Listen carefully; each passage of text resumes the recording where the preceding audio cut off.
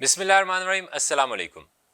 Walk your talk reputation की series में आज का हमारा टॉपिक है सेक्रीफाइस। जब भी कभी आपकी टीम को या काम पे आपकी टीम को कुछ एक्स्ट्रा करना पड़े, टाइम का सेक्रीफाइस करना पड़े, कुछ मेहनत का सेक्रीफाइस करना पड़े या फ़ायदे का सेक्रीफाइस करना पड़े, तो उसमें आप सबसे आगे हों। मतलब ये कि अगर आप अपनी टीम से सेक्रीफाइस चाहते हैं तो उसमें सबसे पहले आप सेक्रीफाइस करें। अगर आपकी टीम को ज़्यादा देर रुकना है तो आप ज़्यादा देर रुकने पे तैयार हों। अगर कोई काम है जो ज़्यादा करना है तो उसमें आप सबसे आगे हों। अगर कोई फ़ायदा है जो आपकी टीम को नहीं मिल रहा तो उसमें आप भी उनके साथ पार्टिसिपेट करें।